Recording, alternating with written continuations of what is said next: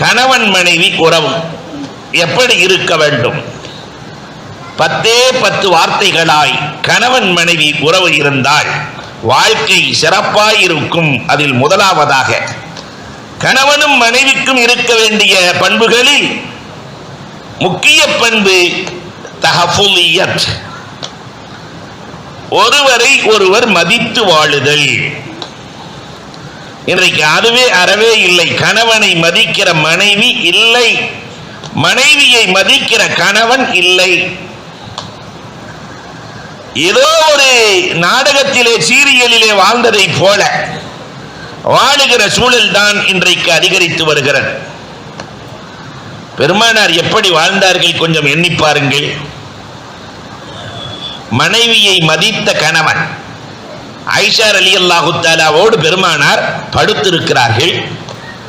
இரவு நேரம் ஆயிஷாவின் வீட்டில் முழுக்க மனைவிக்கு கொடுக்க வேண்டும். இமாம் புகாரி அறிவிக்கிறார்கள், காம ருவைதா, தன் மனைவியின் தூக்கம் கெட்டுவிடக் கூடாது என்று ரகசியமாய் எழுகிறார்கள். காம ருவைதா வ ஃபதஹல் பாப ருவைதா, லேசாக தெரியாமல் வாசலை திறக்கிறார்கள். பெருமானார் தெரியாமல் வாசலை திறக்கிற போது ஆயிஷா ரலியல்லாஹு விழித்துக் கொள்ளுகிறார்கள். என்ன நாயகமே, லேசா எழுந்து லேசாக வாசலை திறக்கிறீர்களே. அம்மா ஆயிஷா, உன்னோடு தான் நான் இருக்க வேண்டும் அம்மா, ஆனால் ரப்பை தொழ வேண்டும் என்று என்னுடைய ஆழ்மனதில் ஆசை வந்தது. உன் தூக்கம் கெடாமல் ரப்பை தொழ நான் புறப்பட்டேன். எனக்கு நீ அனுமதி கொடுக்கிறாயா? யாரிடத்தில் கேட்பது?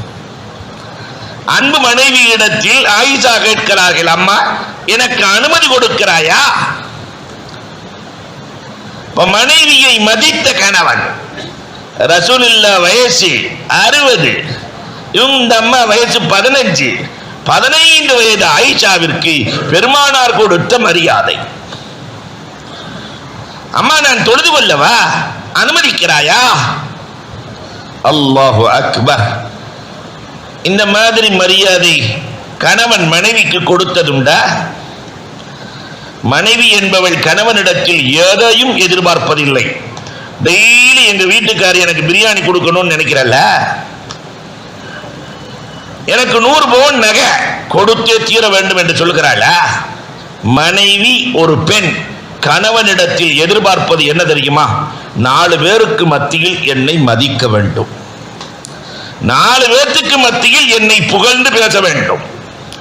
அதுலயும் அஹ்மத் இப்னு ஹம்பல் ரஹ்மத்துல்லாஹி தஆலா தன் மனைவி தன்னுடைய மகளின் திருமணத்தில் சொல்லுவார்கள். 9 விஷயத்தை சொல்லுவாங்க. அதுல ஒன்ன சொல்றேன். மனைவிக்கு ரொம்ப ஆசை என்னன்னா, புகழ மனசுக்குள்ள வைக்க கூடாதான். புகழ 4 பேருக்கு மத்தியில மனைவியை புகழ்ந்து பேசணும், புகழை வெளிப்படுத்த வேண்டும். பெண் இதை விரும்புவாள். 4 பேருக்கு மத்தியில் என் வீட்டுக்காரம்மா இருக்கே பிரியாணி சமைச்சா எப்படி தெரியுமா அப்படின்னா 1 வருஷம் உங்களுக்கு பிரச்சனையே இல்லை. அன்புக்குரியவர்களே, இதை மனைவி விரும்புவாள். மனைவியின் இயற்கை. அல்லாஹ் இப்படித்தான் ஒரு பெண்ணை படைத்திருக்கிறான். 4 பேருக்கு மத்தியில் மனைவியை புகழ வேண்டும். ஆனா ஆம்பளைகளுக்கு என்ன பழக்கம் தெரியுமா? எல்லா ஆம்பளைகளுக்கும் 4 பேர் இருந்தா தான் மனைவியை ஒரு மாதிரியா பார்ப்பான். எல்லா ஆம்பளையும் நல்லா தான் சமைக்கும், யாராவது வந்துட்டா மட்டும்தான் கொஞ்சம் உப்பை கூட போட்டுருவாங்க, மனைவியை கொஞ்சம் மட்டம் தட்டுறாங்களாம். நம்ம கையில தஸ்பீ வச்சிருக்கிற மாதிரி அந்த அம்மா மனசுக்குள்ள ஒரு தஸ்பீ வச்சுக்கும், வரிசையா சேர்த்து வைக்கும். என்னைக்கு தஸ்பீஹுக்கு பிரச்சனையோ அன்னைக்கு ஆரம்பமாகும். 2 வருஷத்துக்கு முன்னாடி நீங்க சொன்னது மறக்கவே இல்லை, 4 வருஷத்துக்கு முன்னாடி சொன்னது மறக்கவே இல்லை என்று வரிசையா வந்து விழுகும் இல்லையா? அப்ப மனைவி என்ன எதிர்பார்க்கிறாள்? ஒரு பெண்ணின் எதிர்பார்ப்பு என்ன? பெருமானார் அதை பூர்த்தி செய்தார்கள். எந்த மனைவியையாவது பெருமானார் ஸல்லல்லாஹு அலைஹி வஸல்லம் அவர்கள் 4 பேருக்கு முன்னால் குறைத்து பேசி இருக்கிறார்களா? வரலாறுகளை புரட்டுங்கள். உங்கள் தாய், பெருமானார் பேசுகிற போதே சொல்லுவார்கள், உங்கள் தாய் உம்மு சலமா இப்படி சொல்லுகிறார்கள், உங்கள் தாய் ஹப்ஸா இப்படி சொல்லுகிறார்கள். அல்லாஹு அக்பர். மனைவியை மதித்த கணவன், கணவனை மதிக்கிற மனைவி. இங்கேயும் நாம விழுந்துருவோம். கணவனை மதிக்கிற மனைவி நம்முடைய இல்லத்தில் இருக்கிறாளா? மதுரையிலாம் இருக்கிறாங்க. நான் எங்க ஊரை சொல்றேன், ஏன்னா நான் ஊருக்கு போகணுமா இல்லையா? எந்த அளவிற்கு கணவனை மதித்தார்கள் தெரியுமா? அன்னை கதீஜா ரலியல்லாஹுவின் வரலாறுகளை பாருங்கள்.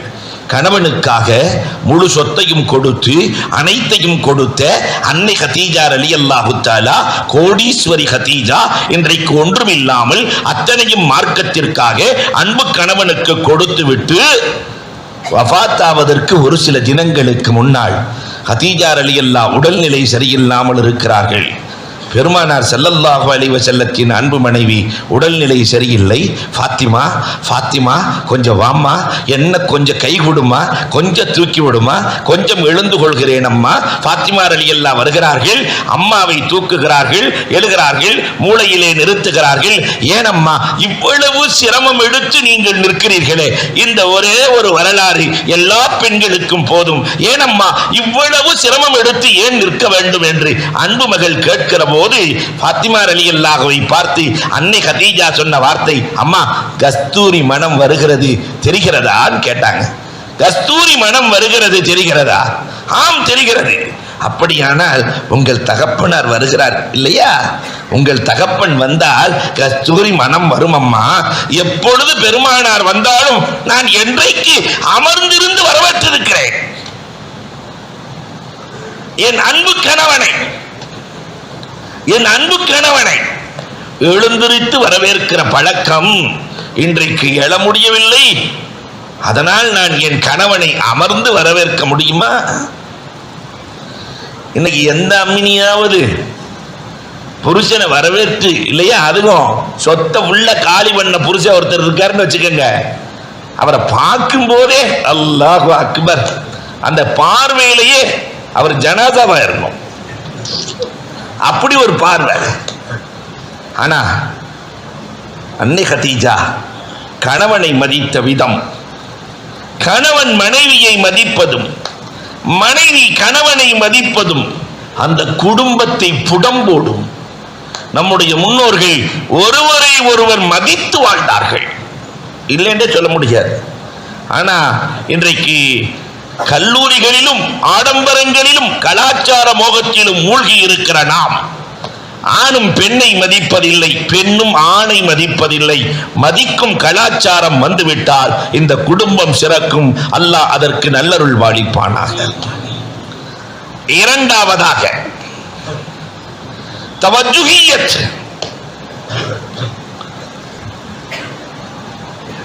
ஒருவர் மற்றொருவரை கவனிக்கிற பண்பாடு குறைந்து கொண்டே வருகிறது.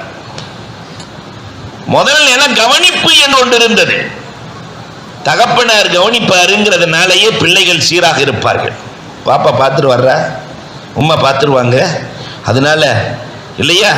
அப்ப தகப்பனாருக்காக வாழ்ந்த காலம், தகப்பனாருக்காக வாழ்ந்த காலம் மாறி இன்றைக்கு பிள்ளைகளுக்காக வாழும் காலம். பிள்ளை என்ன சொல்றாரோ அதை மட்டும்தான் இவர் கேட்பார், இவர் சொல்றத பிள்ளைகள் கேட்காது இல்லையா? செல் வந்ததற்கு பிறகு, இந்த செல் அப்படின்னு சொன்னாலே மரத்துக்கு செல் வந்துச்சுன்னு வச்சுக்கோங்களேன், மரத்தை அரிச்சிரும். அதே மாதிரி இந்த செல் போன் வந்துச்சா இல்லையா, நம்முடைய குடும்பத்தை அரித்து விட்டது. செல் அரிப்பு என்று தமிழிலே சொல்லுவார்கள். என்னவோ நல்ல பேர் தான் வைத்திருக்கிறார்கள். எந்த அளவுக்கு மாறி போனோம் என்றால், செல்லை நாம் வைத்திருந்த காலம் போய் இன்றைக்கு செல் நம்மை வைத்திருக்கிறது. இதுதான் யதார்த்தம். 4 இமாம்கள் காணாம போயிட்டாங்க. இமாம் அபு ஹனீஃபா, இமாம் மாலிக், இமாம் ஷாஃபி, இமாம் அஹ்மத் இப்னு ஹம்பல். இப்ப இருக்கிற ஒரே இமாம் கூகுள்.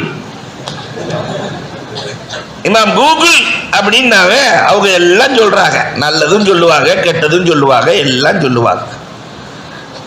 அன்புக்குரியவர்களை நாம் எண்ணி பார்க்கிறோம். அதைத்தான் இமாமா இவன் ஏத்து வச்சிருக்கிறான். எல்லாரும் இமாமா ஏத்து வச்சிருக்க, அடிப்பா கூகுள்ல. அல்லாஹு அக்பர். அன்புக்குரியவர்களே, இந்த தவஜுஹியத், தன் பிள்ளை உருவாக வேண்டும் என்ற தூரநோக்கு கவனம். ஹிந்தா தன்னுடைய பிள்ளை முஆவியா ரலியல்லாஹுவை அரசியல்வாதியாக மாற்றுவேன் என்று தவஜுஹியத் கவனத்தை செலுத்தினார்கள். 5 மாகாணங்களுக்கு அதிபதியாய் மாறி போனார். ஒரு தாயும் தகப்பனும் நினைத்தால் எதையும் சாதிக்க முடியும். உருவாக்க நினைத்த தகப்பனின் பிள்ளைகள் அபுல் அஸ்வத், 3 பிள்ளைகள், பெரிய முஃப்திகள். 3 பிள்ளைகளை வச்சுக்கிட்டு அபுல் அஸ்வத், யார் அபுல் அஸ்வத்? குர்ஆனுக்கு ஜேர் ஜபர் போட்டாரா இல்லையா? இலக்கணத்தை உருவாக்கிய அபுல் அஸ்வத் சொல்லுகிறார், 3 பிள்ளைகள் எல்லோரும் மார்க்க அறிஞர்கள். சொன்னார், உங்களை பெறுவதற்கு முன்னர், பெற்றதற்கு பிறகு நான் பட்ட கஷ்டத்தை விட உங்களை பெறுவதற்கு முன்னர் ரொம்ப கஷ்டப்பட்டேன். நான் பிள்ளைகளுக்கு புரியல, பெற்றதுக்கு பிறகுதான் வழக்க கஷ்டப்படுவாங்க, பெறதுக்கு முன்னாடி நீங்க என்ன கஷ்டப்பட்டீங்க? அப்ப சொன்ன வார்த்தை அபுல் அஸ்வத் இன்றைக்கு நினைவூட்டுகிறேன். நான் ஹலாலான உணவை உண்டாத்தான் எனக்கு ரப்பு நல்ல மனைவியை கொடுப்பான்னு சொல்லி நான் பாலிகானதிலிருந்து ஹலாலை உண்ணுகிறேன். அல்லாஹ்விடத்திலே எனக்கு நல்ல மனைவி வேண்டும், சாலிகான மனைவி வேண்டும், சாலிகான மனைவி வேண்டும், சாலிகான மனைவி வேண்டும். அதன் மூலமாக பிறக்கிற பிள்ளைகள் நல்லோர்களாக பிறக்க வேண்டும் என்று ரப்பிடத்திலே கேட்டு கேட்டு கடும் கஷ்டப்பட்டு உங்களை பெற்றெடுத்தேன். நீங்க அது எதுக்குமே இல்லையே. எந்த இளைஞனை கேட்டாலும் புள்ள எப்படி இருக்கணும்னா வெள்ளையா இருக்கணும், ஒல்லியா இருக்கணும், முடிச்சு. அப்ப என்ன மாதிரி ஆளுகள்லாம் யார் கட்டுறது இல்லையா? அன்புக்குரியவர்களே எண்ணி பார்க்கிறோம். இனிமேல் கட்ட மாட்டாங்க. மாஷா அல்லாஹ். அன்புக்குரியவர்களே கொஞ்சம் எண்ணி பார்க்கிறோம். அப்ப வாலிப பருவத்தில் இருப்பவர்களுக்கு அல்லாஹ் ஹலால் ஹலால் வேண்டும், ஹலாலான முறையிலே வாழ வேண்டும், ஹலாலான மனைவி எனக்கு கிடைக்க வேண்டும், சாலிகான பெண்ணின் மூலமாக எனக்கு பிறக்கிற பிள்ளைகள். அப்ப 18 வயசுல இருந்தே பாலிகானதிலிருந்தே அல்லாஹ்விடத்திலே கேட்டு கேட்டு நீங்கள் கிடைத்திருக்கிறீர்கள் மகனே. இந்த முயற்சி யாருங்க செஞ்சிருக்கிறோம்? இந்த தவஜ்ஜுஹியத் யாருக்கு வந்தது? தகப்பனின் கவனம். முஃப்தி ஷஃபி ஷாப் மாரிஃபுல் குர்ஆன் எழுதிய மாமேதை அவர்கள் வரலாற்றிலே எழுதுகிறார்கள், எனக்கு தஹஜ்ஜத்தின் பழக்கம் இடையில் ஏற்பட்டதில்லை. என்னுடைய தகப்பனாரும் தாயாரும் தொழுததை கண்டு நான் தஹஜ்ஜத்து தொழுகிறேன். தொழுது விட்டு அல்லாஹ்விடத்திலே கேட்டேன், ரப்பே எனக்கு சாலிகான மனைவியை கொடுக்க வேண்டும், அதன் மூலமாக பிறக்கிற ஆண் பிள்ளைகள் பெண் பிள்ளைகள் அத்துணை பேர்களையும் மார்க்க வல்லுநர்களாக நீ மாற்ற வேண்டும் என்று நான் கேட்டதன் விளைவு இன்றைக்கு முஃப்தி ரஃபி கிடைத்திருக்கிறார், முஃப்தி தகி உஸ்மானி கிடைத்திருக்கிறார், 3 பெண் பிள்ளைகள் கிடைத்திருக்கிறார். வரிசையா எழுதுறாங்க. அப்ப விதை போட்ட தானே, விதை போட்டு அதற்கு பிறகு நாம் எதிர்பார்த்தால் தான் மரம் கிடைக்கும், திடீர்னு மரம் வராது. அதனால சாலிகான பிள்ளைகள் உருவாக வேண்டுமானால், சாலிகான சந்ததிகள் உருவாக வேண்டுமானால் தவஜ்ஜுஹியத் கொஞ்சம் புடம்போட வேண்டும். அல்லாஹு அக்பர். ஆனா இன்னைக்கு அந்த தவஜ்ஜுஹியத் இல்லையே. அடுத்து நம்முடைய தலைமுறை எப்படி உருவாக வேண்டும், என் பிள்ளை எப்படி வரணும், என் பொம்பளை பிள்ளை எப்படி வரணும், என் ஆண் பிள்ளை எப்படி வர வேண்டும் என்ற அந்த தூர நோக்கு சிந்தனை குறைந்து கொண்டே வருகிறது. இல்லைன்னு சொல்றதுக்கே இல்லை. அல்லாஹ் ரப்புல் ஆலமீன் தவஜ்ஜுஹியத்தோடு உருவாகிற பாக்கியத்தை நல்குவானாக. அதுவும் ஹசன் ஹுசைன் ரலியல்லாஹு தஆலா ஃபாத்திமா எப்படி வளர்த்தாங்க தெரியுமா? ஒரு தாய் பிள்ளைகளை வளர்ப்பதில் அக்கறை எடுக்க வேண்டும். கஷ்டத்தை பிள்ளைகளுக்கு சொல்லிக் கொடுத்து வளர்க்கிற தாய் வாழ்க்கையில் தோற்றதே இல்லை. சந்தோஷங்களை மட்டுமே இன்றைக்கு நாம் சொல்லிக் கொடுக்கிறோம். கஷ்டங்களை சொல்லிக் கொடுத்து வளர்க்கிற பண்பாடு நம்மிலே வளர்கிற போது நம்முடைய குடும்பம் செழித்து நிற்கும். ஃபாத்திமா ரலியல்லாஹு தஆலா ரசூல் ஸல்லல்லாஹு அலைஹி வஸல்லம் நினைச்சிருந்தா சொர்க்கத்து உணவை கொடுத்திருக்கலாம். ஆனா ஃபாத்திமாவின் வீட்டிலே 3 நாள் பட்டினி, கடுமையான பட்டினி. இதை கேள்விப்பட்ட பெருமானார் வருகிறார்கள். அம்மா பாத்திமா, உங்கள் வீட்டிலே 3 நாள் பட்டினியா? என் பேர பிள்ளைகள்லாம் சாப்பிடலையா? 3 நாள் ஆச்சா? ஆமா பாப்பா, அழுதுகிட்டே வெளியே போயிட்டாங்க பாப்பா. பெருமானார் தேடி செல்லுகிறார்கள் பேர பிள்ளைகளை. ஆடு மேய்க்கிற இடையன் இடையிலே வருகிறார். என் பிள்ளைகளை பார்த்தீங்களான்னு கேட்டாங்க. அழுதுகிட்டே போயிட்டு இருந்தாங்க. பார்த்தேன்.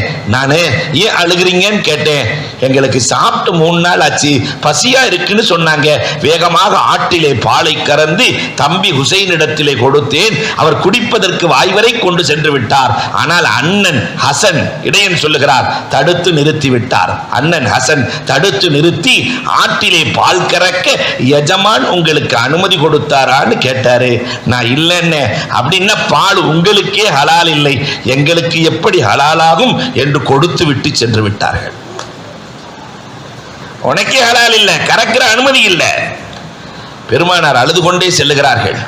பேரித்த மரத்தின் அடியிலே படுத்திருக்கிறார்கள். 2 பேர்த்தையும் 2 மடியில போட்டுட்டு பெருமானார் ஸல்லல்லாஹு அலைஹி வஸல்லம், பழங்கள் எல்லாம் உதிர்ந்து கிடக்கிறது, அந்த பழங்களை எதிர்த்து சாப்பிட்டு இருக்கலாமே அப்படிங்கிறப்ப அந்த அசண்டலி எல்லாம் சொன்னாங்க, நானா நீங்க தானே சொல்லி இருக்கிறீங்க சதக்காவின் பொருள் நமக்கு ஹலால் இல்லை என்று சொல்லி இருக்கிறீர்கள். இது சதக்காவுக்கான மரங்கள், நமக்கு ஹலால் இல்லை, சாப்பிடவில்லை. 2 பேர்த்தையும் அள்ளி அணைச்சு பெருமானார் ஃபாத்திமாவின் வீட்டுக்கு அழைத்து சென்றார்கள். ஃபுஸ்தியா ஃபாத்திமா, குழந்தை வளர்ப்பதில் நீ ஜெயித்து விட்டாய் அம்மா ஃபாத்திமா, குழந்தை வளர்ப்பதில் ஜெயித்து விட்டாய். நம்முடைய பாத்திமாக்களே, குழந்தை வளர்ப்பதில் ஜெயித்தவர்கள் எத்தனை பேர் இருக்கிறோம்?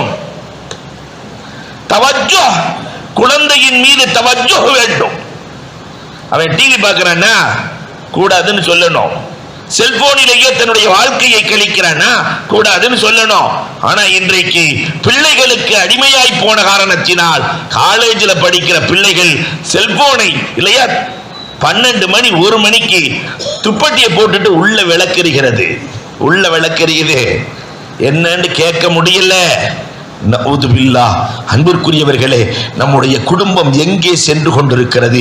நம்முடைய தவஜ்ஜுஹ் இல்லாத காரணத்தினால் நமக்கு தெரிந்தே நம்முடைய ஆண் பிள்ளைகளும் பெண் பிள்ளைகளும் பாழாய் போகிறார்கள், வீணாய் போகிறார்கள்.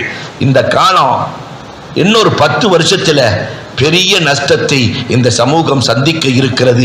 அல்லாஹ் பாதுகாக்க வேண்டும், அல்லாஹ் பாதுகாக்க வேண்டும். இப்பொழுதே உஷாராகி கொள்ள வேண்டும். இதைத்தான் இந்த ஷரியத் பாதுகாப்பு பேரவை வலியுறுத்தி கொண்டே இருக்கிறது. அப்படியே விஷம் உள்ள வந்துகிட்டே இருக்கு. ஆனா அது விஷம்ண்டே தெரியாம நான் ஜம்முன்னு வாழ்ந்துட்டு இருக்கிறோம். தவஜ்ஜுஹியத் இல்லை. இமாம் கஸ்ஸாலி அன்னைக்கே சொன்னாங்க, உணவில் கவனம், உணவில் கவனம் தேவை. காரணம், உணவுதான் உணர்வாக மாறுகிறது, உணர்வுகள் தான் எண்ணங்களாக மாறுகிறது, எண்ணங்கள் தான் சொற்களாய் மாறுகிறது, சொற்கள் தான் செயல்களாய் மாறுகிறது, செயல்கள் தான் பழக்கங்களாக, பழக்கங்கள் நடத்தைகளாக, நடத்தைகள் தான் மனிதனை தீர்மானிக்கிறது. உணவு கெட்டு போச்சுன்னு வச்சுக்கோங்களேன், ஹராமான உணவு உள்ள போச்சுன்னா உணர்வு கெட்டு போகும். உணர்வு கெட்டு போன எண்ணங்கள் கெட்டு போகும். எண்ணங்கள் கெட்டால் சொற்கள் மாறி போகும். சொற்கள் மாறினால் செயல்கள் மாறும். செயல்கள் மாறினால் பழக்கம் மாறும். பழக்கம் மாறினால் நடத்தை மாறும். நடத்தை மாறினால் மனிதன் மாறுவான். இன்னைக்கு உணவு கெட்டு போச்சு. யூதர்களின் உணவுகளை வாங்கி கொண்டு போய் அந்த ருசியை நாவு கேட்கிறது. KFC இல்லாம என் பையன் இருக்கவே மாட்டான், சிக்கன் இல்லாம என் பையன் இருக்கவே மாட்டான் இல்லையா? சீக்கிரம் கொண்டு போறது சிக்கன், அது யாரும் தெரியறது இல்லை. சிக்கன் இல்லாம இருக்க மாட்டான்னா புள்ளைய நீ சீக்கிரம் அனுப்புறதுக்கு முயற்சிக்கிறேன்னு அர்த்தம். காலேஜுக்கு அனுப்புறதை நான் சொல்லல, கபருக்கு அனுப்புறதை சொல்லிட்டு இருக்கிறேன். அன்புக்குரியவர்களே, கொஞ்சம் எண்ணி பார்க்கிறோம். தவஜ்ஜுஹியத், குடும்பத்தின் மீதும் குழந்தைகளின் மீதும் எதிர்வரும் காலத்தை குறித்த அக்கறைகளை விதைக்க வேண்டிய நிலையில் இன்றைக்கு நாம் இருக்கிறோம். ஆனால் இந்த உம்மத் உறங்கிக் கொண்டிருக்கிறார். மூன்றாவதாக தாருஃபியத், ஒருவருக்கொருவர் மனம் விட்டு பேசி இருக்கிறோமா? தாருஃப் செய்திருக்கிறோமா? நம்ம வீட்டில் ஒருத்தருக்கு ஒருத்தர் கணவன் மனைவி இடத்திலே உள்ளத்தில் என்ன இருக்கிறது என்பதை எல்லாம் சொல்லி இருக்கிறோமா? தாறு செய்திருக்கிறோமா? மனைவி யார்? கணவன் யார்? கொஞ்சம் யோசிச்சு பாருங்களேன். ஒரு மனைவி யார்? அவள் என்னவெல்லாம் செய்கிறாள். ஒரு கணவன் குடும்பத்திற்காக அவன் என்னவெல்லாம் செய்கிறான். என்னைக்காவது பட்டியல் போட்டோமா? இவ்வளவு வேலையா நம்ம குடும்பத்தில் நடக்குதா? அல்லாஹு அக்பர், எவ்வளவு சந்தோஷம் இருக்கும் தெரியுமா? நம்முடைய மனைவி யார்? கல்யாணம் முடிச்சு ஒரு 50 வருஷம் வாழ்றோன்னு வச்சுக்கோங்களேன். அந்த 50 வருஷமுமே நமக்காக பாடுபட்டவள் அவள். விடுமுறையே இல்லாமல் கல்யாணம் முடிச்சதிலிருந்து கபருக்கு போற வரைக்கும் அவளுக்கு லீவே இல்லையே. பிள்ளை, குடும்பம், கணவன், கணவனின் பொருள், பாதுகாத்தல், வாரிசியா எவ்வளவு கஷ்டப்பட்டிருக்கா, எவ்வளவு கஷ்டப்பட்டிருக்கா. அவளின் கஷ்டம், நமக்காகப்பட்ட கஷ்டங்கள் எத்தனை நாள். 70 வயசுல 60 வயசுல நம்ம காலம் அமுத்திருக்கா. அவ காலம் என்னைக்காவது அமுத்தனம்மா? அவ கஷ்டத்துல என்றைக்காவது பக்கத்துல போய் உட்கார்ந்து உனக்கு என்ன செய்யுது, காய்ச்சலாக இருக்கிறதா? அவளுடைய தலையை தூக்கி மடியிலே வைத்து வருடிய நாட்கள் எத்தனை? 60 வயசுல தாருஃபே இல்லை. 50 வருஷம் சமைத்து கொடுத்த தியாகி. 50 வருஷம் சமையலுக்கு இன்னைக்கு எவ்வளவுங்க? ஒரு மாசத்துக்கு ஒரு வேலைக்காரி வச்சா எவ்வளவு? நீங்க தான் சொல்லணும். ஒரு 5000 ரூபாய்க்கலாமா? 10,000 ரூபா. ஆமா, 50 வருஷத்துக்கு 600 மாசம். 600 10 எவ்வளவு ஆச்சு? 60 லட்சம் ரூபா அவளுக்கு நம்ம கொடுத்துருக்கணும் இல்லையா? வீட்டில் வாட்ச்மேன், நான் சிங்கப்பூர் போறேன், ஜப்பான் போறேன், சைனா போறேன், அங்க போறேன், இங்க போறேன், வீட்டை பாதுகாத்துக்கோ, பிள்ளைய பாதுகாத்துக்கோ. 50 வருஷமா பாதுகாத்து பாதுகாத்து பாதுகாத்து பாதுகாத்து இல்லையா? வாட்ச்மேனுக்கு எவ்வளவுங்க கொடுக்கலாம்? ஒரு 10,000 போடுவோமா? அதுக்கு ஒரு 60 லட்சம் போடுங்க. பெண்களே, நீங்க கேட்க மாட்டீங்கன்னு தெரிஞ்சுதான் இந்த கணக்கு போடுறோம். நீங்க அங்க போய் அஜத்து சொல்லிட்டாரு எனக்கு 4 கோடி சேவை இல்லையா, சொல்ல மாட்டீங்க. அதே மாதிரி ஆயா வேலை பார்க்கறது வீட்டில் நம்மளால செய்ய முடியுமா? நம் பிள்ளைகளை ஒவ்வொரு நாளும் எத்தனை முறை சுத்தம் செய்தவள் அவள், எத்தனை முறை. கொஞ்சம் யோசிச்சு பார்த்தமா அவள் செய்த தியாகங்கள் எவ்வளவு கஷ்டப்பட்டிருக்கா. மாமியார்ட்ட வாங்கிய பேச்சுக்கள் எவ்வளவு, நாத்தினாட்ட வாங்கிய பேச்சுக்கள் எவ்வளவு. 1 2 சில பேர்த்துக்கு ஒரு நாத்துனாவே அவ்வளவு பிரச்சனை. சில பேர்த்துக்கு 8 நாத்துனா 9 நாத்துனா சக்கராத்து தான் இல்லையா? அன்புக்குரியவர்களே, ஜாபிர் ரலியல்லாஹுக்கெல்லாம் கூட பிறந்த சகோதரிகள் 9 பேராம். அதனால அவர் கல்யாணம் பண்ணும் போதே ரசூலுல்லாஹ் சொன்னார், நாயகமே கன்னி பெண் எனக்கு வேணாம், வாங்கி கட்ட முடியாதவனால, அதனால நல்ல அனுபவசாலியாவே ஒரு சையிபாவை மணமுடிக்கிறேன். அந்த வரலாறுகளை நாம் புகாரியிலே பார்க்கிறோம். அவ்வளவு கஷ்டப்பட்டவள். இவன் குழந்தைக்காக ரத்தத்தையே பாலாக மாட்டி கொடுக்கிறாள்.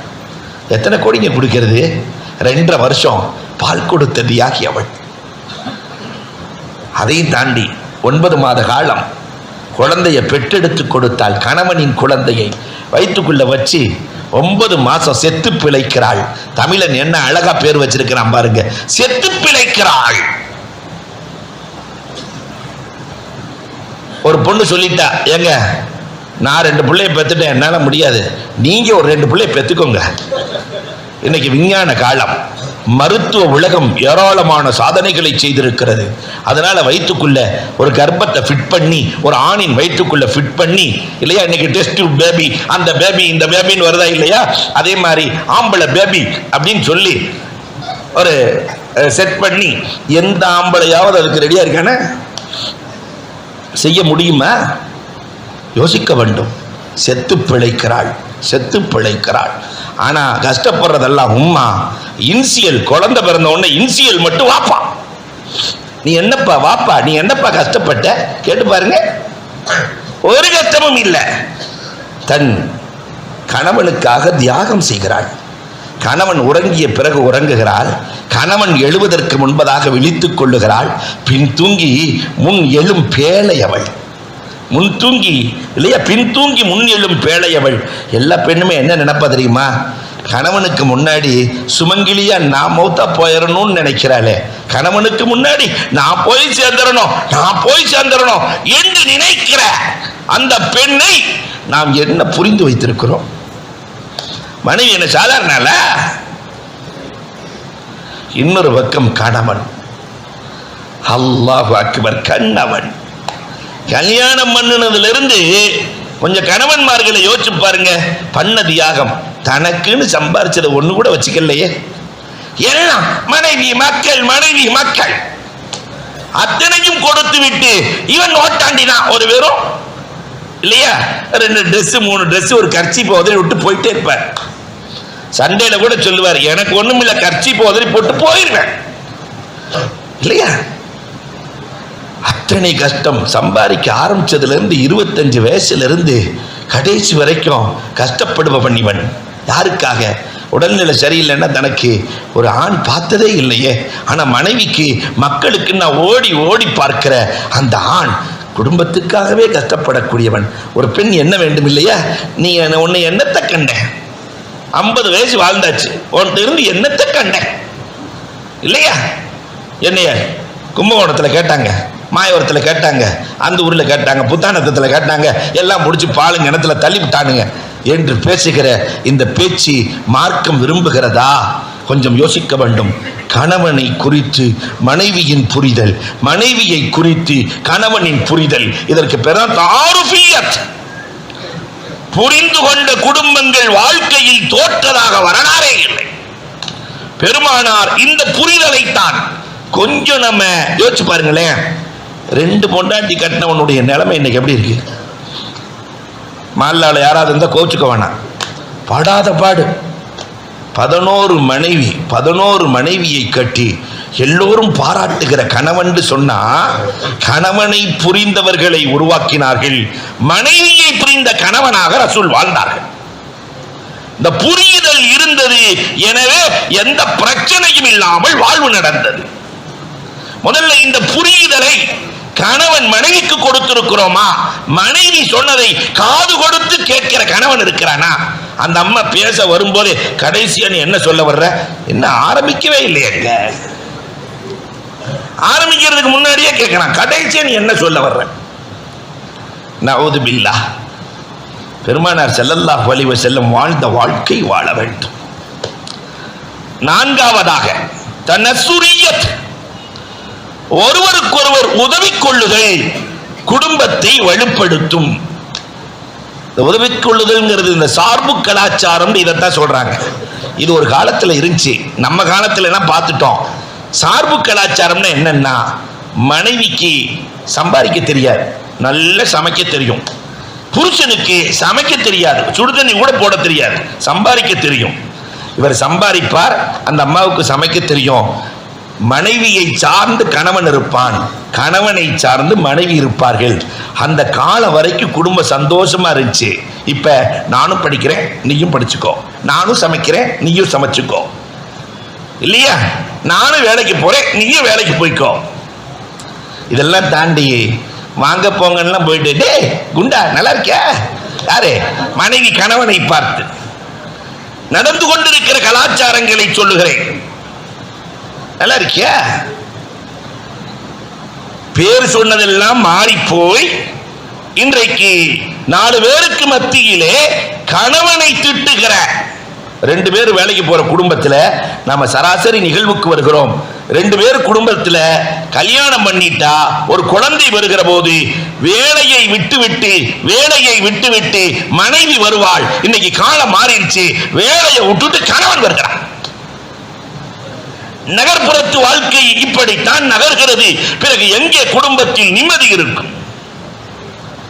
தனசுரியத், ஒருவருக்கொருவர் உதவி கொள்ளுதல், சார்பு கொள்கை எங்கே இருக்கிறதோ அந்த குடும்பத்தில் தான் சந்தோஷம் இருக்கும். கண்மணி ரசூலுல்லாஹி ஸல்லல்லாஹு அலைஹி வஸல்லம் அவர்கள் குடும்பத்திற்குள்ளே உதவுதலை வலியுறுத்தி இருக்கிறார்கள். ஒரு குடும்பம்னு சொன்னா எல்லாம் அண்ணன் தம்பி அக்கா தங்கச்சி, அல்லாஹ் ரப்பல் ஆலமீன் ஒரு சிலருக்கு சம்பாதிக்கிற ஆற்றலை கொடுப்பான், மற்றவர்களை அரவணைக்கிற போதுதான் அது அல்லாஹ் பரக்கத்தை செய்வான். எல்லாத்துக்குமே எல்லா திறமையும் இருக்காது. ஒருத்தருக்கு ஒரு திறமையை கொடுப்பான், இன்னொருத்தருக்கு இன்னொரு திறமையை கொடுப்பான், இன்னொருத்தருக்கு சம்பாதிக்க தெரியாது, ஆனா குடும்பத்தை அழகா கட்டி கொண்டு போவார். அத்துணை பேர்களும் இணைந்து செயல்படுகிற குடும்பமாய் நம்முடைய குடும்பங்கள் இருந்தது. இன்றைக்கு தனித்தனியாய் அக்கக்காய் பிரிந்து கிடக்கிறார். நான் படித்து நெகிழ்ந்த நிகழ்வுகளில் ஒன்று, இந்த பொம்பளை பிள்ளை இருக்காங்கல்ல, இன்னைக்கு சொத்து பிரச்சனை நிறைய, அந்த பொம்பளை பிள்ளைகளை கண்டுகொள்ளாத பிரச்சனைகள் ஒரு பக்கம் நிறைய நம் குடும்பங்களில். பெருமானார் ஸல்லல்லாஹு அலைஹி வஸல்லம் அன்னவர்கள் காலத்தில் அலி ரலியல்லாஹு தஆலா சம்பாதித்து 2 ரொட்டி வாங்கி வருகிறார்கள். வீட்டுக்கு 2 ரொட்டி வாங்கிட்டு வந்தால் 4 பேர், ஃபாத்திமா ரலியல்லாஹு, அலி ரலியல்லாஹு, ஹசன் ஹுசைன் ரலியல்லாஹு 4 பேர் இருக்கிறாங்க. 2 ரொட்டியை 4ஆ போடுறாங்க. 2 ரொட்டியை ஆளுக்கு அரை துண்டு, எல்லாம் ஒவ்வொருத்தருக்கும் கொடுக்க எல்லாம் சாப்பிட்டாங்க. அப்ப ஃபாத்திமா ரலியல்லாஹு ஒரு அரை துண்டை சாப்பிடும் போது, பாப்பா சாப்பிட்டாங்களா இல்லையான்னு தெரியலையே, பாப்பா சாப்பிட்டாங்களா இல்லையான்னு தெரியலையே, நேரா ரசூலுல்லாஹ்விடத்தில் இருப்பது அரை துண்டு, அந்த அரை துண்டை எடுத்துக்கொண்டு பெருமானாரிடத்திலே சென்று, இதெல்லாம் குடும்பத்தில் மட்டும்தான் நடக்கும், பெருமானாரிடத்திலே சென்று அப்பா சாப்பிட்டீங்களா என்று கேட்க, பெருமானார் சொன்னார்கள், அம்மா இந்த வயிற்றை உணவு பார்த்து 2 நாள் ஆயிடுச்சுமா, 2 நாள் ஆச்சு. 2 பேர்களும் அந்த அரை துண்டை 2ஆக்கி பகிர்ந்து சாப்பிடுகிறார்கள். பெருமானார் சொன்னார்கள், பகிர்ந்து உண்ணுகிற உணவில் தான் அல்லாஹ் பரக்கத்தை வைத்திருக்கிறான். பகிர்ந்து உண்ணும் உணவு என்ன அழகான பகிர்தல் நம்முடைய முன்னோர்களிடத்தில் இருந்தது. இன்னைக்கு அது எங்க காணாமல் போனது இல்லையா? அண்ணன் தம்பி, அக்கா தங்கச்சி எல்லாம் ஒத்துமையா, அன்னையில இருந்து இன்னைக்கு வரைக்கும் தாய் தகப்ப சாப்பிட்டாங்களான்னு நினைக்கிறது ஆண்களை விட பெண்கள் தான். பொம்பளை பிள்ளை தான். அன்றைக்கு அந்த ஃபாத்திமா நினைத்தார்கள், இன்றைக்கு நம் வீட்டு ஃபாத்திமாக்கள் நினைக்கிறார்கள். ஆம்பளை பையனுக்கு அவனை நினைக்கவே நேரம் இல்லை, பிறகு எங்க வாப்பா உமாவை நினைக்க? தனசுரியத். அதே மாதிரி கணவனுக்கு மனைவி உதவுதல், மனைவிக்கு கணவன் உதவுதல். அஸ்மா ரலியல்லாஹு தஆலா ஒட்டகத்தை கணவர் கொண்டு வந்தார்னாக்கா ஜுபைர் ரலியல்லாஹு இவர்கள் தீனி போடுவார்கள், ஒத்துழைப்பு செய்வார்கள். இதை மதீனாவே வேடிக்கை பார்க்குமாம். கணவனுக்கு தோதுவாய் மனைவியும், மனைவிக்கு தோதுவாய் கணவனும் ஒருவருக்கொருவர் உதவி செய்து கொள்வதை பார்த்து மதீனா மக்கள் ஆச்சரியப்படுவார்கள் என்ற வரலாறுகளை தாரீக் நூல்களிலே நாம் பார்க்கிறோம். ஒருத்தருக்கு ஒருத்தர் உதவி செய்யலாம்ல, இன்னைக்கு அதுவும் காணோம். 5வது தஅஸ்ஸுரியத். கணவனுக்கும் வேணும், மனைவிக்கும் வேணும். தனக்கு தேவை இருக்கிற போது குடும்பத்தில் இருப்பவர்களை மகிழ்வித்தல். தனக்கு தேவை இருக்கும், இது உலகத்திலே குடும்பத்தில் மட்டும்தான் நடக்கும். ஒரு 50,000 ரூபா இருக்கும், அவர் வியாபாரத்துக்கு தேவை இருக்கும், ஆனால் பையனுக்கு ஸ்கூல் ஃபீஸ் கட்டணும். தன் தேவையை விட தன் பிள்ளையின் தேவையை கருத்தில் கொண்டு, அப்புறம் இதை ஜமாளிச்சுக்குவோம், பிள்ளைய போய் ஃபர்ஸ்ட் சேர்த்துருவோம், கொடுக்கிற பழக்கம் இருக்கா இல்லையா? அன்புக்குரியவர்களே, இது எங்கு மட்டும்தான் நடக்கும்? குடும்பத்தில் மட்டும்தான் நடக்கும், குடும்பத்தில் மட்டும்தான். தஅஸ்ஸுரியத் என்பது குடும்பத்தில் மட்டும்தான் பார்க்க முடிகிறது. ஆனா இன்னைக்கு அதிலும் இந்த தஅஸ்ஸுரியத்தும் குறைந்து கொண்டே வருகிறது. எல்லாம் சுயநலம், உன் வேலையை நீ பாரு, என் வேலையை நான் பார்க்கிறேன். எந்த அளவுக்கு தெரியுமா நம்மிடத்திலே தஅஸ்ஸுரியத் இருந்தது? நடந்த நிகழ்வை சொல்லுகிறேன், நான் நெகிழ்ந்த நிகழ்வுகள். ராத்திரி 11 மணிக்கு கோயம்புத்தூர்ல பஸ் ஸ்டாண்ட்ல ஒரு பெண்மணி அழுது கொண்டு நிற்கிறார்கள். ராத்திரி 11 மணிக்கு ஆட்டோ இல்லை, ஹாஸ்பிட்டலுக்கு போகணும். ஒரு ஹாஸ்பிட்டலில் சொல்லி அந்த அம்மா சொல்லுது, அந்த ஹாஸ்பிட்டல் போகணும், டவுன் பஸ் எல்லாம் போயிடுச்சு, அதனால ஆட்டோக்கு போற அளவுக்கு காசு இல்லை. ஷாஜஹான் என்ற ஒரு இளைஞன், ஒரு ஆட்டோ டிரைவர், அம்மா அபலைகளுக்கும் என் ஆட்டோ இலவசம் அம்மா, என் ஆட்டோ கர்ப்பஸ்திரிகளுக்கு மட்டுமல்ல அபலைகளுக்கு உட்காருமான்னு கூட்டு போய் அந்த ஹாஸ்பிட்டலில் விட கொஞ்சம் இருங்கன்னு சொல்லிட்டு அந்த அம்மா உள்ளே போய் ஆசுவாசமாக கணவனார் இடத்துல பேசிட்டு ஒரு மஞ்சப்பையோடு வருது. மீண்டும் அழுது கொண்டே ஆட்டோவில் வருகிறது. நான் காசு கொடுத்துட்றேன், என்னை பஸ் ஸ்டாண்டில் இறக்கி விட்டுருங்க, நான் திருப்பூருக்கு செல்ல வேண்டும். சரின்னு வர்ற வழியில் ஏமா அழுகிற என்று கேட்க, அதற்கு அந்த பெண்மணி சொன்ன வார்த்தை தான், என் கணவன் மருத்துவமனையில் அனுமதிக்கப்பட்டிருக்கிறார், நாளை காலை என்னுடைய நாத்தனா என் கணவனின் தங்கச்சிக்கு திருமணம், என் கணவனின் தங்கைக்கு நாளை காலை திருமணம் நடக்க இருக்கிறது. ஆனால் 50,000 ரூபா கல்யாண செலவுக்கு பத்தலை, 50,000 ரூபா பத்தலை, கல்யாண செலவுக்கு யார்கிட்ட கேட்டும் கிடைக்கல. அதனால என் கணவர் தன் தங்கையின் திருமணம் நடக்க வேண்டும் என்பதற்காக தன் கிட்னியை விற்று என்னிடத்தில் பணம் கொடுத்து அனுப்பியிருக்கிறார். இந்த தாசுரியத் குடும்பத்தை தவிர வேறு எங்கு நடக்கும் இல்லையா? தன் கிட்னியை விற்று தன் சகோதரியின் திருமணம் எங்கோ அல்ல, நடக்கிற நிகழ்வுகள். இந்த அசார் வருகிற காலத்தில் காணாமல் போய்விடுமோ என்று எண்ண தூண்டுகிறது. ஆயிஷா ரலியல்லாஹு எவ்வளவு தாசுரோடு இருந்தாங்க தெரியுமா? தனக்கு தேவை இருப்பதை கூட பிறருக்கு கொடுத்து மகிழ்ந்தவர்கள் ஆயிஷா. புகாரி அறிவிக்கிறாங்கல்ல, ஆயிஷா ரலியல்லாஹுவினுடைய வீட்டிலே ரசூலுல்லாஹ் வஃபாத் ஆகிறார்கள், அங்கு அடக்கப்படுகிறது. ஆயிஷா அம்மாவுக்கு அவ்வளவு சந்தோஷம், என் வீட்டில் ரசூலுல்லாஹ் வஃபாத் ஆகி அடங்கி இருக்கிறாங்க, அல்லாஹ் நானும் இங்க தான் அடங்கணும். 2.5 வருஷத்துல அபூபக்கர் ரலியல்லாஹு வஃபாத். அப்பொழுது அபூபக்கர் ரலியல்லாஹு சொல்றாங்க, அம்மா ஆயிஷா, என் அன்பு மகளே, பெருமானார் பக்கத்துல என்னை கொண்டு போமா, இங்க அடங்கணும்னு ரசூலுல்லாஹ் கபூர்ல இருந்து சொன்னா என்னை அடக்குங்க, இல்லாட்டி பொது கபரஸ்தான்ல வச்சிருங்க. வாப்பா, சரி வாப்பா. அபூபக்கர் ரலியல்லாஹுவை அழைக்கிற போது யூசிலுல் ஹபீப் இலல் ஹபீப் என்று குரல் வருகிறது. பெருமானாருக்கு அருகிலேயே அபூபக்கர் ரலியல்லாஹுவும் அடக்கப்படுகிறார்கள். கணவனும் கிடைத்து விட்டார்கள், தகப்பனும் கிடைத்து விட்டார்கள். பயங்கர மகிழ்ச்சி. அல்லாஹ் இங்கதான் நான் அடங்கணும், இங்கதான் நான் அடங்கணும். ஆயிஷா கேட்டுக்கிட்டே இருக்கிறாங்க. அதற்கு பிறகு 10 ஆண்டு காலம் ஆயிஷா கேட்கிறாங்க, நான் அடங்கணும்னு. உமர் ரலியல்லாஹு ஷஹீதாக்கப்படுகிறார்கள். கத்தியால் குத்தப்படுகிறது. சாப்பிடுகிற பால் வயிற்றின் வழியாக வெளியே வருகிறது. அப்ப உமர் ரலியல்லாஹு சொல்லி அனுப்புறாங்க, அன்பு மகனே அப்துல்லாஹ் பின் உமர், அப்துல்லா நீங்க போமா, ஆயிஷாட்ட கேளுங்க, அபூபக்கருக்கு பக்கத்துல அடங்க இடம் கிடைக்குமான்னு கேளுங்க. உமர் ரலியல்லாஹு அந்நிய ஆடவர். உமர் ரலியல்லாஹு உள்ளே வந்தால் ஆயிஷா பொது கபருக்கு செல்ல வேண்டும். நம்ம பெண்களாக இருந்தா என்ன செஞ்சிருப்போம்? அந்த வேலையை பாருங்க. 12 வருஷமா நான் துவா கேட்டுக்கிட்டு இருக்கிறேன், நான் தான் இங்க அடங்கணும், யாருக்கும் அனுமதி இல்லை. ஆனா ஆயிஷாட்ட வந்து சொன்ன உடனே ரலியல்லாஹு அன்ஹா, உமர் ரலியல்லாஹ்வை இங்கே அடக்கி விடுங்கள், நான் பொது கபருக்கு சென்று விடுகிறேன், ஜன்னத்துல் பக்கீல் சென்று விடுகிறேன். என்னை விட என் நாயகன் விரும்பிய உமர் ரலியல்லாஹு இங்கு அடங்குவதுதான் சிறந்தது. இதான் தாஸ்வம். தனக்கு தேவை இருக்கிற போது தன் குடும்பத்தை மகிழ்வித்தாள். இது கணவன் மனைவிக்கு மட்டும்தாங்க சிறப்பா நடக்கும். நான் சாப்பிடாம கணவனை சாப்பிட வைத்து மகிழுதல். அதே மாதிரி கணவனும் நினைப்பான், உள்ள வந்த உடனே மனைவி சாப்பிட்டாங்களா இல்லையா, முதல்ல நீ சாப்பிட்டுக்க வேண்டியதானே, ஏன் என்னையே எதிர்பார்த்துட்டு இருக்கிற என்று சொல்லுகிற கணவன் உண்மையில் சிறந்த கணவன். அல்லாஹு அக்பர். அல்லாஹ் ரப்பல் ஆலமீன் இந்த தாசுரியத்தை நம் குடும்பத்தில் சுரக்க செய்வானாக.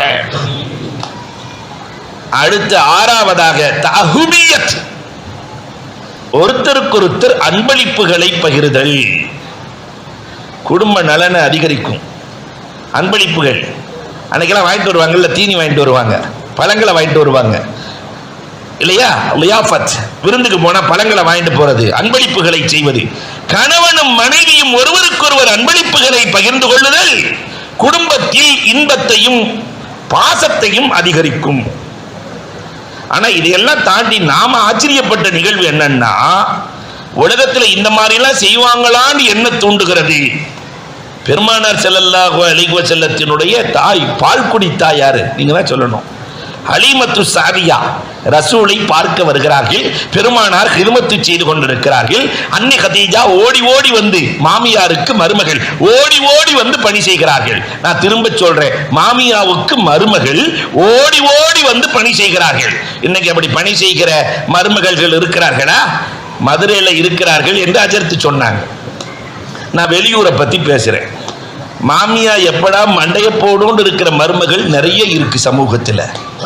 மாமியாரை காலி பண்ண நினைக்கிற மருமகள், மருமகளை காலி பண்ண நினைக்கிற மாமிகள் நிறைய உலகத்தில் நடமாடுவதாக கேள்விப்பட்டிருக்கிறோம். ஆனா அல்லாஹு அக்பர், என்ன ஆச்சரியம், பெருமானார் ஸல்லல்லாஹு அலைஹி வஸல்லம் தங்க பால்குடி தாய்க்கு ஹிதமத்து செய்யறத பார்த்துட்டு மருமக என்ன செஞ்சாங்க தெரியுமா? கதீஜா ரலியல்லாஹு தஆலா 20 ஒட்டகை நேரா கொண்டு போய் அங்க கட்டினாங்களாம். 20 ஒட்டகை யாருக்கு? மாமியாருக்கு அன்பளிப்பு. 20 ஒட்டகை நான் உங்களுக்கு அன்பளிப்பு செய்கிறேன் என்று மாமியாருக்கு 20 ஒட்டகைகளை அன்பளிப்பு செய்த மருமகள். என் வாழ்க்கையில் அவங்க ஒருத்தரை தான் பார்த்திருக்கிறேன். இன்னைக்கு 20 சவரன் அன்பளிப்பு செய்த மாமியாவுக்கு அன்பளிப்பு செய்த மருமகள் எங்கேயாவது இருக்கிறாங்களா? மதுரையை தவிர சொல்லுங்க பார்க்கலாம். மாமியாவுக்கு 20 சவரன் அன்பளிப்பு செய்த மருமகள். நம்ம மருமகள் என்ன பேசும்னா, அந்த கிழவி கழுத்துல 20 பவுன் சக்கராத்து சாக போகுது, நம்ம கழுத்துல தூக்கி போட வேண்டியதானே. இதுக்கெல்லாம் கல்யாணத்துக்கு போறப்ப ஜோடிச்சுக்கிட்டு 75 வயசுல என்று பேசுகிற மருமகள்கள் கொஞ்சம் எண்ணி பார்க்க வேண்டும். இப்படி ஒரு நிகழ்வு நடந்தா அந்த மாமி சண்டை போடுமா? கொஞ்சம் யோசிச்சு பாருங்க. மருமக ஒரு 10 பவுனை மாமியாவுக்கு கொடுத்துட மாமி சரண்டர் இல்லையா? மாமியை சண்டலாக்குகிற அழகான விதிகளையும் வித்திகளையும் கதீஜா ரலியல்லாஹு இந்த உம்மத்திற்கு செய்து காட்டி இருக்கிறார்கள். இந்த அன்பளிப்புகள் இருக்கிறதே, டால்பின் மீனுக்கு சின்ன சின்ன மீனை தானே அன்பளிப்பு கொடுக்குறான். கொடுத்து நீங்க துபாய்க்கு போனா பார்க்கலாம், 3000 ரூபாய் 4000 ரூபாய் வாங்கலாம். அது அப்படி ஒரு மேலே ஏறி ஒரு ரவுண்ட் அடிச்சு கொண்டு வந்து விட்டுருது. 4000 ரூபாய் ஒரு ரவுண்டுக்கு 4000 ரூபாய் நாம கொடுக்கணும், நம்ம ஊர் காசு. ஆனா அதுக்கு அவன் எவ்வளவு கொடுக்குறான்னா, டிப்ஸ் 4 சின்ன மீனை கொடுப்பான், அவ்வளவுதான். சின்ன அன்பளிப்பில் பெரிய லாபம். அதே மாதிரி மனைவிக்கு கணவன் செய்கிற அன்பளிப்பு, கணவனுக்கு மனைவி செய்கிற அன்பளிப்பு. பிடிச்ச உணவை கணவனுக்கு பிடிச்ச உணவை செஞ்சுட்டா எப்படி இருப்பான் கணவன்? எப்பயுமே துள்ளி குதிக்கிற கணவனாய் மாறி போய் விடுவானே. இந்த அன்பளிப்புகள் ஆனந்தத்தை நம் இல்லங்களில் உருவாக்கும். 7வதாக தஹம்முலியத். குடும்பம்னு வந்தாவே கஷ்ட நஷ்டங்கள் இருக்கத்தான் செய்யும்.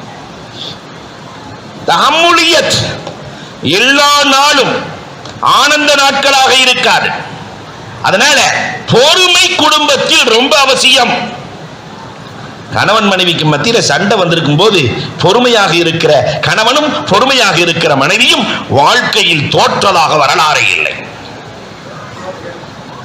2 நிகழ்வுகளை உதாரணத்திற்கு நான் சொல்லுவேன், எப்படி பொறுமையா இருந்திருக்கிறாங்க. அலி ரலியல்லாஹுவுக்கும் ஃபாத்திமா ரலியல்லாஹுவுக்கும் சண்டை, கேட்கவே முடியல. ஆனா எவ்வளவு பெரிய அவுலியாவா இருந்தாலும் வீட்டில் சண்டை நடக்கத்தான் செய்யும். அலி ரலியல்லாஹுவுக்கும் ஃபாத்திமா ரலியல்லாஹுவுக்கும் சண்டை. இந்த சண்டையில நல்ல கணவனுக்கு அடையாளம் என்ன தெரியுமா? சட்டையை தூக்கி போட்டுட்டு வெளியே வந்துருவான், அவன் தான் நல்ல கணவன். அதே மாதிரி அலி ரலியல்லாஹு தஆலா ஃபாத்திமா ரலியல்லாஹு கூட சண்டை போட்டுட்டு சட்டையை தூக்கி போட்டு வெளியே வந்தாங்க. வந்து வெளியிலே படுத்திருக்கிறார்கள், சட்டையை கழட்டி போட்டு படுத்திருக்கிறாங்க. பெருமானார் ஸல்லல்லாஹு அலைஹி வஸல்லம் போறாங்க, ஃபாத்திமா ரலியல்லாஹு கேட்கறாங்க, அம்மா உங்க வீட்டுக்காரர் எங்கம்மா, என் மருமக எங்கம்மா என்று கேட்கிற போது, அப்பா என்கிட்ட சண்டையை போட்டு வெளியே போயிட்டாரு. பெருமானார் ஸல்லல்லாஹு அலைஹி வஸல்லம், இங்குதான் தடம் புரளுகிறோம். அப்படியா? ஓன்ட்டையே சண்டை போட்டானா அந்த மொன்னப்பைய, நம்மால் சொல்லிடுவான் மருமகனை எதையாவது ஒரு வார்த்தையில. ஓன்ட்டையே சண்டையா? இவ்வளவு பெரிய பொறுமைசாலி, சொர்க்கத்தின் தலைவி, ஓன்ட்டையே சண்டை போட்டானா அது மனுஷனான? இப்படி பேசிடுவோமா இல்லையா? பெருமானார் ஒண்ணுமே பேசல, மருமகனை தேடி செல்கிறார்கள். மருமகன் ஆடைய கழட்டி கீழே போட்டு படுத்திருக்கிறாரு. பெருமானார் ஸல்லல்லாஹு அலைஹி வஸல்லம், யா அபத்துராப், மண்ணின் தகப்பனே கொஞ்சம் எழுந்திருங்கள், கொஞ்சம் எழுந்திருங்கள். மாமனாரே மருமகனை போய் கூப்பிடுறாரு, வாங்கன்னு கூப்பிட்டு போய் நேரா ஃபாத்திமா ரலியல்லாஹு பக்கத்தில் நிறுத்திக்கிட்டு பெருமானார் ஸல்லல்லாஹு அலைஹி வஸல்லம் சொல்லுகிறார்கள், அம்மா ஃபாத்திமா, நீ சொர்க்கத்தின் தலைவியா நரகத்தின் தலைவியா என்பதை உன் கணவன் தான் தீர்மானிக்க வேண்டும் அம்மா. கணவனின் பொருத்தத்தில் தான் உனக்கு சொர்க்கம் இருக்கிறது அம்மா. கணவனின் பொருத்தத்தில் ரசூலினுடைய ஈரல் துண்டு, உள்ளமெல்லாம் மகள். ஆனால் மருமகனிடத்தில் நடந்து கொண்ட முறை. இப்படி ஒரு குடும்பத்தில் சண்டை நடக்கும் போது இல்லையா, மகளினுடைய பெற்றோர்கள் மருமகனோடு சேர்ந்து இருந்தாங்கன்னு வச்சுக்கோங்க, அந்த புள்ள இங்க வீட்டுக்கு வருமா, இந்தம்மா கட்டி கொடுத்தாச்சு, மௌத்து ஹயாத்து அங்கதம்மா, இங்க இல்ல. உள்ள முழுக்க பாசம் இருக்க வேண்டும். ஆனால் வார்த்தைகளில் மருமகனின் பக்கம் இணைந்திருக்க வேண்டும். என்ன அழகான வாழ்க்கை நெறி! மௌத்தோ ஹயாத்தோ, புருஷனோடு சேர்ந்து வர்றது அந்த வா, இல்லாட்டி வராத. ஆனா இன்னைக்கு நம்ம ஊர்ல சென்னையில் நடந்தது, கல்யாணம் பண்ணி 3 நாள் தான் மருமக போயிட்டு இருக்கும் போது மாமியா ஏதோ கூட்டிட்டு இருந்திருக்கு விளக்கமாத்த வச்சு. மருமக வரும்போது மாமியா விளக்கமாத்த காட்டிருச்சான். ராத்திரி 12 மணிக்கு, பாப்பா என்னை பார்த்து, நான் வரும்போது விளக்கமாத்த காட்டிருச்சு என் மாமியா, இனிமேல் நான் இருக்க மாட்டேன். உடனே தகப்பனார், அப்படியா ஓலோ டாக்ஸிக்கு புக் பண்ணி ஓடி வந்துரு இல்லையா? அப்ப அந்த குடும்பம் விளங்குமா? சந்தி சிரிக்கிறது.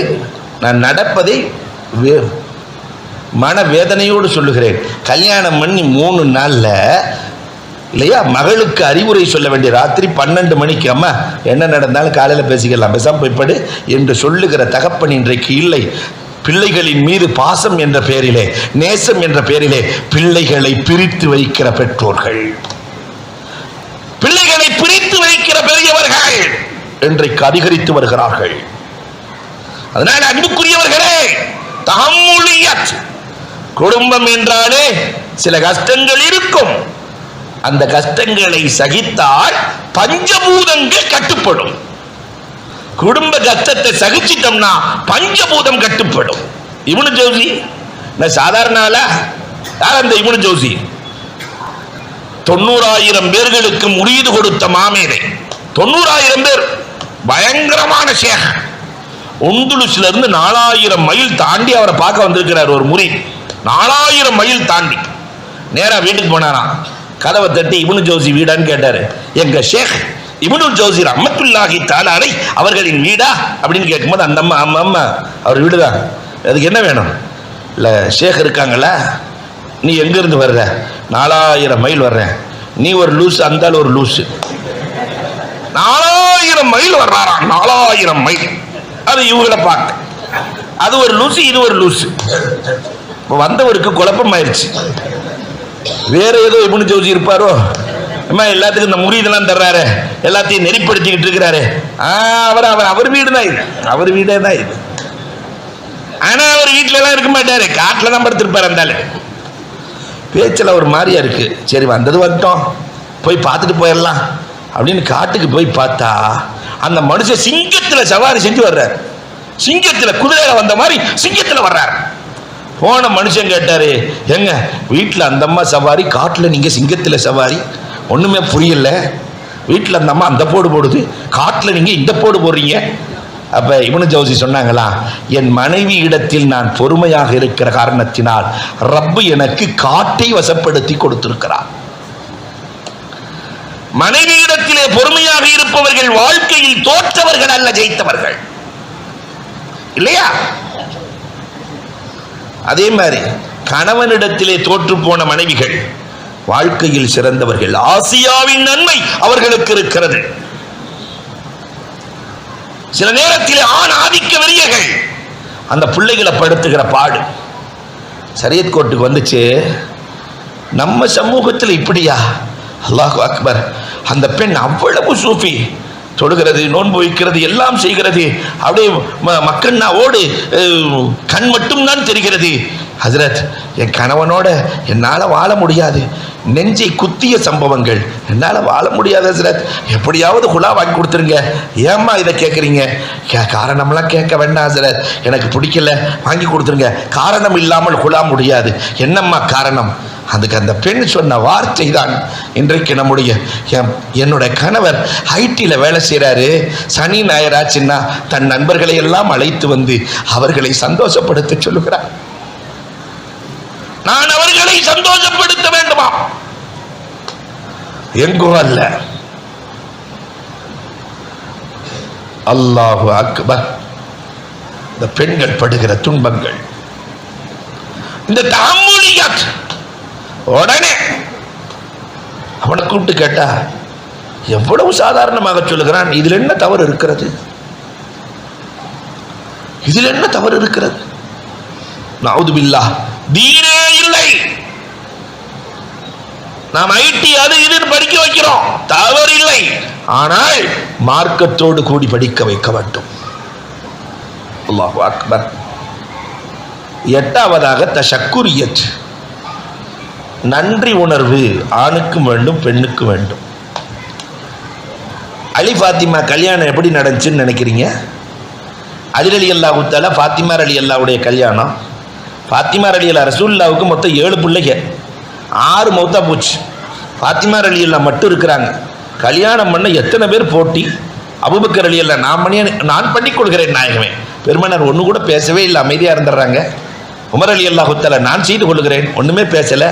சரி ரசூலுல்லாஹ் வயசு வித்தியாசம் பார்க்குறாங்க போல தெரியுதுன்னு அமைதியாக இருந்துடுறாங்க. ஒவ்வொருத்தரும் கேட்குறாங்க, நான் முடித்துக் கொள்கிறேன், சொர்க்கத்து தலைவியை நான் முடித்துக் கொள்கிறேன். அலி ரலியல்லாஹுக்கு 21 வயசு. 21 வயசு. நண்பர்கள்லாம் சேர்ந்து தள்ளி விட்டாங்க, நீ போய் பொண்ணு கேளு. நேரடியாக ரசூலுல்லாஹ்ட்ட பொண்ணு கேட்க வர்றார் அலி ரலியல்லாஹு. ரசூலுல்லாஹ் தொழுதுட்டு உட்காந்துருக்கிறாங்க, இவர் அத்தையாத்தில் போய் உட்காந்துக்கிட்டாரு. பெருமானார் தொழுது முடிச்ச உடனே அலி ரலியல்லாஹுவை பார்த்து மஹாஜத்துக்க யா அலி, அலியே உங்களுடைய தேவை என்ன என்று கேட்கிற போது, ரசூலே ஃபாத்திமாவை அப்படி தானே கேட்பாங்க, கல்யாணம் முடிச்சு வச்சிருந்தீங்களா என்று கேட்கிற போது பெருமானார் அகிலன் வ சஹிலா, ஒரு எதுவுமே பேசல. அகிலன் வ சஹிலா. அலி ரலியல்லாஹு அப்படி கவலையோடு போய் நண்பர்கள் எல்லாம் கேட்குறாங்க, உள்ள போனீங்களா என்னாச்சு என்று நண்பர்கள் கேட்கிற போது ரசூலுல்லாஹ் ஒன்று கூட பேசவே இல்லை. ஒன்று கூட பேசலையா? 2 வார்த்தை சொன்னாங்க, அகிலன் வ சஹிலன் சொன்னாங்க. அவ்வளோதான், 2 வார்த்தை. திருமணத்தினுடைய ஒட்டுமொத்தத்தையும் 2 வார்த்தைகள் ரசூல் முடித்தார்கள். அகிலன் வ சஹிலா அப்படின்னா என்ன அர்த்தம்? உனக்கு தகுதி இருக்கு, லேசா கல்யாணம் பண்ணிக்கோ. அகிலன் வ சஹிலா, ரொம்ப கஷ்டம் எடுத்துக்காத. அகிலன் வ சஹிலா, அதைத்தான் இன்னைக்கு இங்கிலீஷ்ல வெல்கம் அப்படின்னு போட்டு வச்சிருக்கோமா இல்லையா? இந்த வெல்கம் இருக்கா இல்லையா? அகிலன் வ சஹிலா, வெல்கம். என் கணவன், என் மனைவி, என் பிள்ளைக்கு ஏற்ற வெல்கம் நீங்க தான். நண்பர்கள் அவ்வளவு ஆனந்தம் அடைந்தார்கள். கல்யாணம் நடக்குது. முதல் நாள் கணவனும் மனைவியும் இந்த கையை கோத்துட்டாங்கன்னு வச்சுக்கோங்களேன், மார்க்க முறைப்படி கையை கோத்துட்டாங்கன்னு வச்சுக்கோங்களேன், மரத்திலிருந்து இலைகள் உதிர்வதை போல பாவங்கள் உதிர்ந்து விடுகிறது. அவ்வளவு பாக்கியம் திருமணத்தில். 2 பேர் கை கோத்தாச்சு. அப்ப ஃபாத்திமா சொன்னாங்களாம், என் அன்பு கணவரே, நீங்க கிடைச்சதுக்காக ஒரு 2 ரக்காத்து நான் தொழுது கட்டுமா? கணவர் அலி சொல்றாங்க, வா ஃபாத்திமா, நீ கிடைச்சதுக்காக நான் 2 ரக்காத்து தொழுது கட்டுமா? திருமணம் முடித்தவர்கள் இருக்கிறோம். எத்தனை பேர் நன்றி செலுத்தி 2 ரக்காத்து தொழுதுட்டு குடும்பத்தை இல்லையா, குடும்பத்தை உருவாக்கியவர்கள் எத்தனை பேர் நம்ம இருக்கிறோம்? அந்த நன்றி உணர்வு திருமணத்தின் அன்றே உருவானது. வாழ்க்கையில நன்றி மறக்காதவர்களாக கடைசி வரை வாழ்ந்தவர்கள். உலகத்தில் பெரிய நன்றி மனைவி கணவனுக்கு செலுத்துகிற நன்றி, கணவன் மனைவிக்கு செலுத்துகிற நன்றி. என்னைக்காவது தேங்க்ஸ் சொன்னோமா? 1000 தடவை வர்றவனுக்கெல்லாம் தேங்க்ஸ் சொல்ற நாம மனைவிக்கு நன்றி செலுத்திய கணவன் இல்லை, கணவனுக்கு நன்றி செலுத்திய மனைவியும் இல்லை. நிலை மாற வேண்டும். 9வதாக தஃபக்குரியத். அல்லாஹு அக்பர். குடும்பத்தை உருவாக்குவதற்கு முதல்ல சிந்தனை வேண்டும். நம்ம வியாபாரத்துக்கு அடுத்த வருஷம் அந்த வியாபாரத்தினுடைய இலக்கு எவ்வளவு தூரம் போகணும்? இந்த வருஷம் 10 லட்சம் ரூபாய் நம்முடைய டர்ன் ஓவர்னு சொன்னா அடுத்த வருஷம் 8 லட்சம் ரூபாய் ஆச்சுன்னா நம்ம ஏத்துக்குவோமா? 15 ஆக்கணும், 20 ஆக்கணும், 25 ஆக்கணும், டர்ன் ஓவரை அதிகமாக்க வேண்டும் என்று நாம் சிந்திக்கிறோமே. நம் குடும்பத்தை குறித்து என்ன சிந்தித்திருக்கிறோம்? அன்புக்குரியவர்களை எண்ணி பார்க்க வேண்டும். நம் குடும்பம் இப்படித்தான் உருவாக வேண்டும் என்று கணவனும் சிந்திக்க வேண்டும், மனைவியும் சிந்திக்க வேண்டும். சிந்திக்கிற குடும்பங்கள் தோற்றதாக வரலாறு இல்லை. கடைசியாக ததக்குரியத். கணவனும் மனைவியும் உட்கார்ந்து பேசணும். மஷ்வரா, அதுதான் மஷ்வராங்கிறோம். கணவனும் மனைவியும். ரசூல் தன்னுடைய மனைவி இடத்தில் மஷூரா செய்திருக்கிறார்கள், மனைவி கணவனிடத்திலே மஷூரா செய்திருக்கிறார்கள். அந்த குடும்பத்துக்குள்ள மஷூராங்கிறதே இல்லையங்க. பிள்ளைகள்கிட்ட உட்காந்து மஷூரா செய்யலான்னாக்கா, நேற்று வரைக்கும் வாப்பா நல்லா தானே இருந்தாரு, இன்னைக்கு நம்ம கூட்டம் போடுறாரு, கூட்டத்துக்கு போயிட்டு வந்து கூட்டம் போடுறாரு, என்ன ஆச்சுமா உன் வீட்டுக்காருக்குன்னு கேட்கிறான். அப்ப ஆரம்பத்தில் இருந்தே இந்த மஷ்வராக்கள் குடும்பங்களை சீராக்கும். இதெல்லாம் நம்முடைய குடும்பத்தை உயர்வாக்குகிற அற்புதமான நிகழ்வுகள். இதை அல்லாமா துல்ஃபிகார் தன்னுடைய நூலில் எழுதி காட்டியிருக்கிறார்கள். எனவே இந்த 10ஐயும் கடைபிடித்து கணவன் மனைவி தூரநோக்கு சிந்தனையோடு உலகத்திலே வாழ்ந்து சிறக்க வல்லோன் அல்லாஹ் வாய்ப்புகள் நல்குவானாக. அன்புக்குரியவர்களே, அல்லாஹ்வின் நல்லடியார்களே, உறவுகளோடு சேர்ந்து கணவன் மனைவிக்கு கிடைத்ததற்காக நன்றியும் மனைவி கணவனுக்கு கிடைத்ததற்காக நன்றியும் உள்ள சந்ததிகளாக அல்லாஹ் நம்மை ஆக்கி அருள்வானாக. வாஹுரு தஅவானா அல்ஹம்துலில்லாஹி ரப்பில் ஆலமீன்.